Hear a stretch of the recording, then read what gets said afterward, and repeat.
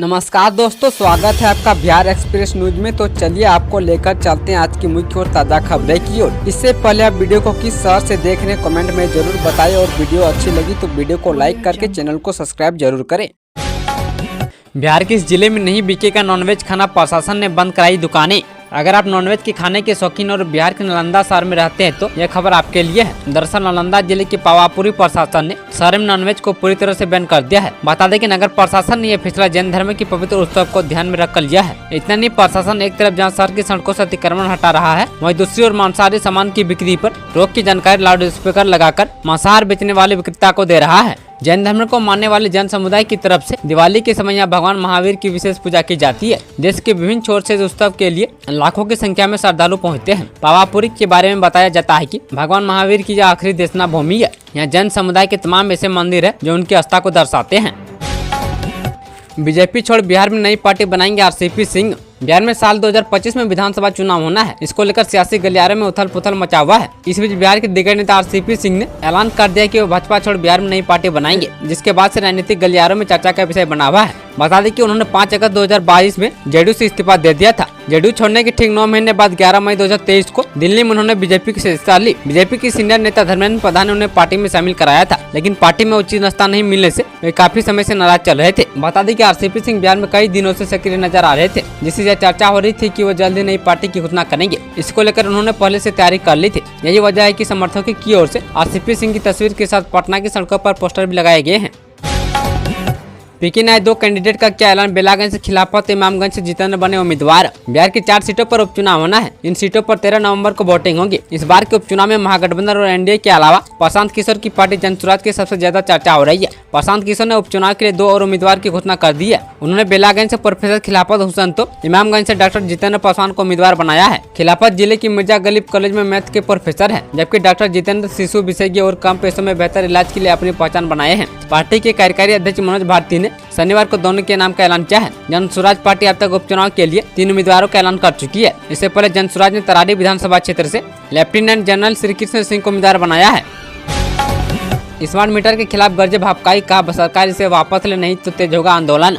भारतीय communist party के तत्वाधान में विशाल प्रदर्शन व सभा का आयोजन शुक्रवार को किया गया। पूर्व एमएलसी और राष्ट्रीय परिषद सदस्य संजय कुमार के नेतृत्व में आयोजित इस कार्यक्रम के दौरान सर्वप्रथम भयाहरण स्थान समेत पार्टी कार्यालय से एक रैली निकाली गई। ये रैली शहर के विभिन्न चौक चौराहों से गुजरते हुए सीधे समाहरणालय के समीप पहुंची। यहाँ स्मार्ट मीटर से 21 प्रमुख बिंदुओं पर भाजपा के कामरेडों ने जबरदस्त प्रदर्शन किया। वहीं महिला व पुरुष के भारी भीड़ के साथ हो रहे इस प्रदर्शन में राष्ट्रीय सचिव से पूर्व विधायक रामकृष्ण पंडा व राज्य सचिव राम नरेश पांडे ने प्रमुख रूप से शिरकत किया।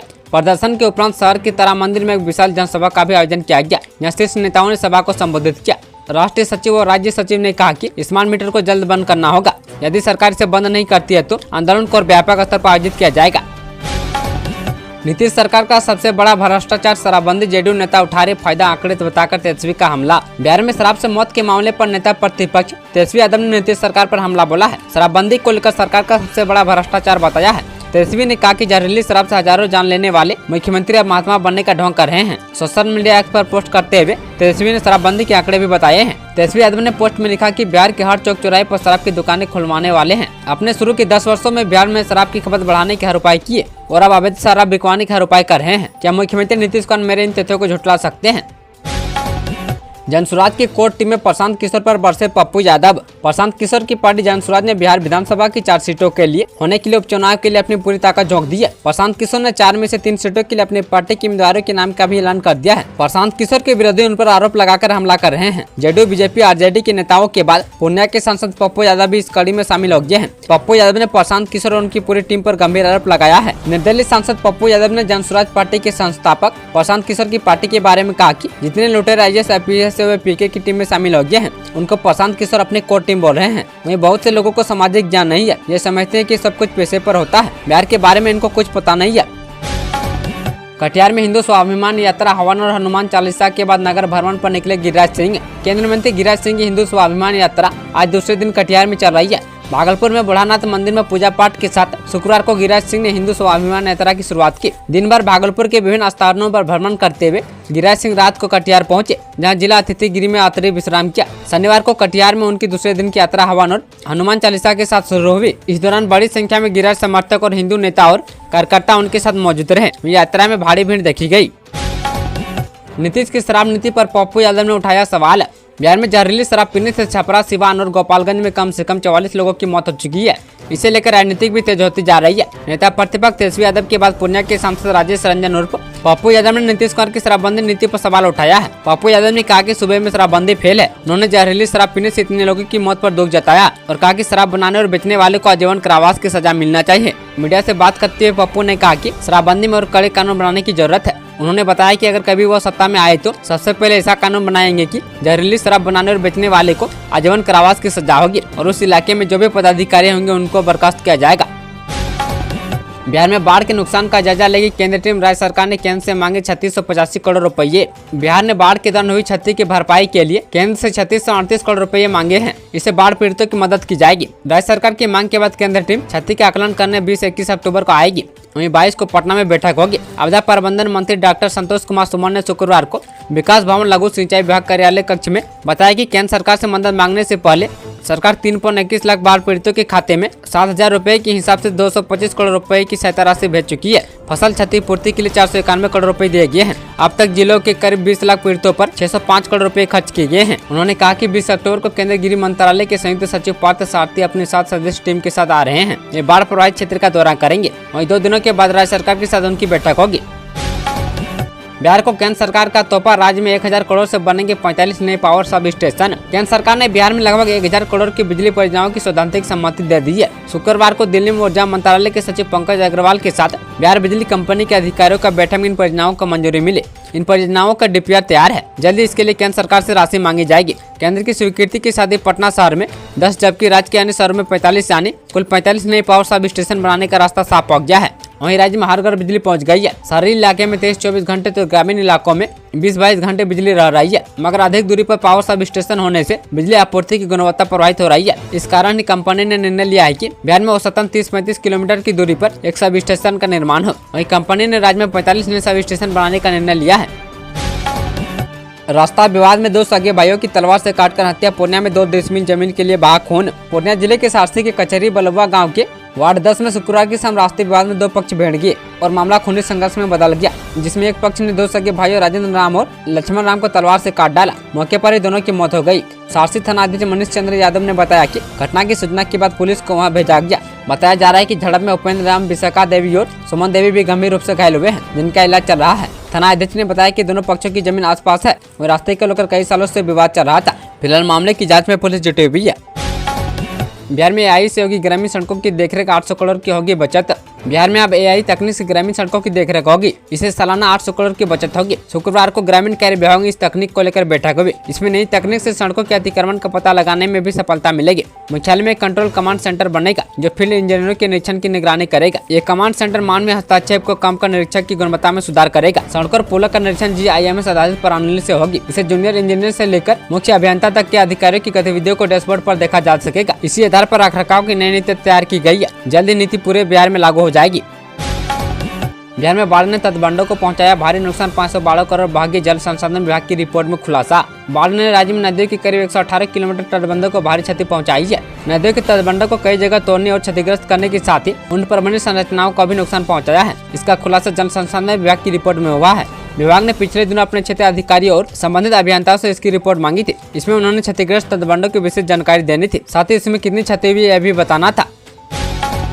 ईडी केस में पूर्व विधायक गुलाब यादव अरेस्ट। IAS संजीव हंस पर भी गिरफ्तारी की तलवार।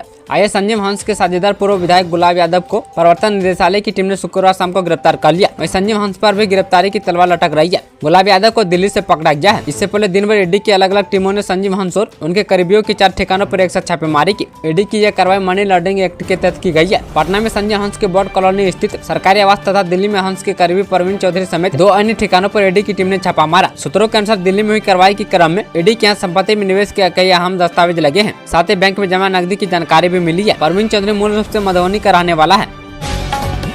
पटना IIMS के डायरेक्टर की छीने की कुर्सी। फर्जी OBC सर्टिफिकेट मामले में स्वास्थ्य मंत्रालय की जांच में दोषी। फर्जी OBC सर्टिफिकेट मामले में स्वास्थ्य और परिवार कल्याण मंत्रालय की 3 सदस्यीय जांच समिति ने पटना एम्स के कार्यकारी निदेशक डॉक्टर गोपाल कृष्ण पाल को अपने अधिकार और पद के दुरुपयोग का दोषी पाया है। साथ ही जांच रिपोर्ट में कहा गया है कि उन्हें तुरंत आधिकारिक जिम्मेदारियों से मुक्त कर दिया जाए। स्वास्थ्य मंत्रालय के अवर सचिव तरनजीत सिंह के पत्र में कहा गया है कि जांच रिपोर्ट के आधार पर स्वास्थ्य मंत्रालय ने 7 अक्टूबर को डॉक्टर पाल को कारण बताओ नोटिस जारी किया था। पटना जंक्शन पर जाम से मिलेगी मुक्ति। मल्टी लेवल पार्किंग सबवे का निर्माण जल्द। सीएम नीतीश ने लिया जायजा। पटना जंक्शन के आस बहुमंजिला पार्किंग और भूमिगत मार्ग सबवे का निर्माण जल्द पूरा होगा। मुख्यमंत्री नीतीश कुमार ने कहा कि निर्माणाधीन मल्टी लेवल हब एवं भूमिगत मार्ग सबवे का निर्माण बेहतर ढंग से करते हुए जल्द पूरा करें ताकि यात्रियों को आगमन में सहूलियत हो और जाम की परेशानी से उन्हें निजात मिले। वे शुक्रवार को निर्माणाधीन परियोजनाओं का निरीक्षण करने पहुंचे। निरीक्षण के दौरान मुख्यमंत्री निर्माणाधीन 3 मंजिला मल्टी लेवल हब के सबसे ऊपरी तल पर पहुंचे। उन्होंने अधिकारियों को मल्टी लेवल पार्किंग की छत पर सोलर पैनल लगाने का निर्देश दिया ताकि यहाँ की बिजली की आवश्यकता को पूरा किया जा सके। इसके पश्चात मुख्यमंत्री ने मल्टी लेवल पार्किंग से पटना जंक्शन के निर्माणाधीन सबवे का निरीक्षण किया। मुख्यमंत्री ने कहा कि पटना जंक्शन के पास ट्रैफिक जाम की समस्या को देखते हुए इसका निर्माण कराया जा रहा है। उत्तर बिहार में स्मार्ट मीटर से कमाई का सारा रिकॉर्ड टूटा। एक दिन में 11 करोड़ का ऑनलाइन रिचार्ज। बिहार में बिजली की प्रीपेड स्मार्ट मीटर के खिलाफ जहां एक तरफ विपक्षी दलों का आंदोलन और वहीं दूसरी तरफ सरकार इससे कमाई के नए कीर्तिमान रच रही है। 16 अक्टूबर को उत्तर बिहार बिजली वितरण कंपनी ने एक दिन में स्मार्ट मीटर रिचार्ज से लगभग 11 करोड़ की कमाई करके आय के पहले के सारे रिकॉर्ड तोड़ दिए हैं। North Bihar power distribution company के प्रबंधक निदेशक डॉक्टर नीलेश रामचंद्र देवरे ने सोशल साइट एक्स पर एक ट्वीट करके बताया कि 16 अक्टूबर को कंपनी की कवरेज वाले जिलों के 3,83,143 उपभोक्ताओं ने लगभग 11 करोड़ का प्रीपेड रिचार्ज किया है। नामांकन के पहले दिन तरारी से लालू यादव ने भरा पर्चा। बिहार की 4 विधानसभा सीटें तरारी, रामगढ़, इमामगंज और बेलागंज पर उपचुनाव की तारीखों का ऐलान हो चुका है। वहीं 13 नवंबर को वोटिंग होगी और 23 नवंबर को मतगणना होगी, जिसको लेकर शुक्रवार को अधिसूचना जारी कर दी गई है। इसके साथ ही नामांकन की प्रक्रिया शुरू हो गई है। पहले दिन तरारी विधानसभा सीट के लिए लालू प्रसाद यादव ने निर्दलीय उम्मीदवार के रूप में अपना नामांकन पत्र दाखिल किया। झारखंड विधानसभा चुनाव से पहले रांची में राहुल गांधी के संविधान सम्मेलन हेमंत सोरेन से हुई मुलाकात। झारखंड विधानसभा चुनाव से पहले कांग्रेस के पूर्व राष्ट्रीय अध्यक्ष और लोकसभा में नेता प्रतिपक्ष राहुल गांधी शनिवार को झारखंड पहुंचे। राजधानी रांची के बिरसा मुंडा एयरपोर्ट पर कांग्रेस के सीनियर लीडर्स ने उनका भव्य स्वागत किया। इसके बाद राहुल गांधी होटल रेडिसन बुल्लू पहुंचे। यहाँ पार्टी के नेताओं के साथ साथ एनडीए के घटक दलों के नेताओं ने उनसे मुलाकात की।